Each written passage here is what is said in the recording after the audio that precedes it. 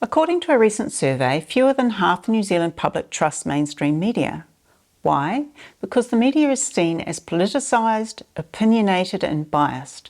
Nowhere is this seen more clearly than in the reporting of the Israel-Palestinian situation. Take a look at this Radio New Zealand headline: 150 Palestinians injured after Israeli police raid Al-Aqsa Mosque.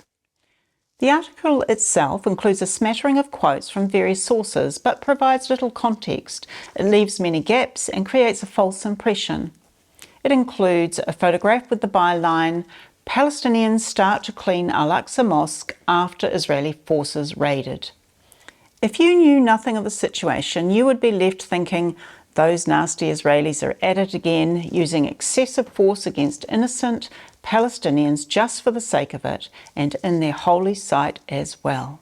The backstory is that Palestinian leaders have engaged in an incitement campaign to create unrest using falsehoods and rumours on social media. The violence began when hundreds of Palestinians gathered in the mosque with rocks and clubs.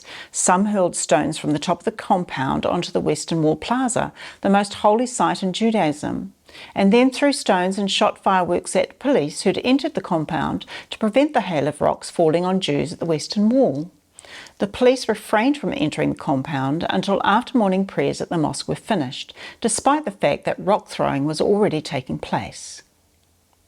The actions of the police to quell the rioters enabled peaceful Palestinians to continue to pray at the mosque without hindrance, and 50,000 Muslim worshippers took part in afternoon Ramadan prayers that day.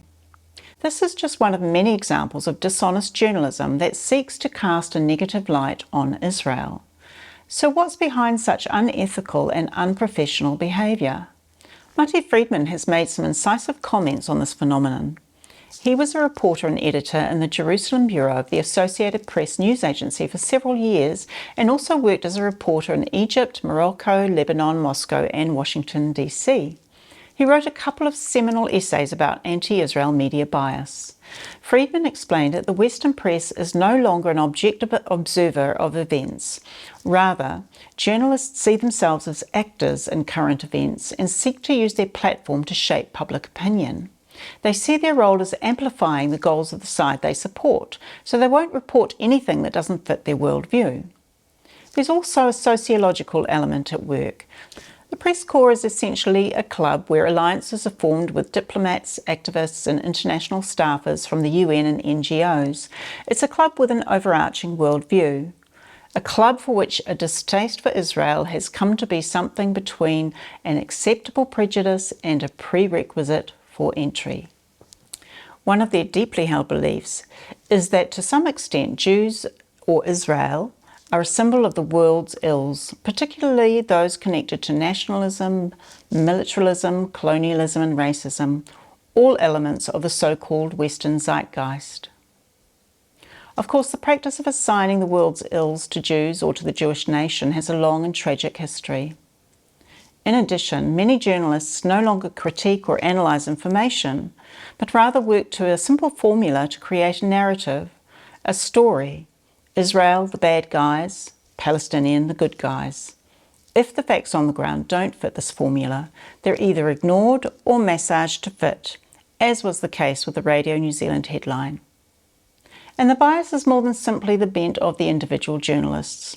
Editors play a significant role in deciding what is newsworthy. Consequently, it's often only the stories that make Israel look bad that make it through to the public.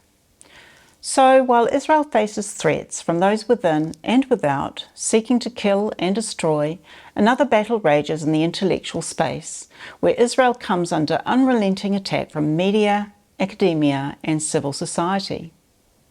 How should we deal with this? Well, don't just read the headlines, dig a little further and seek out reliable sources of information.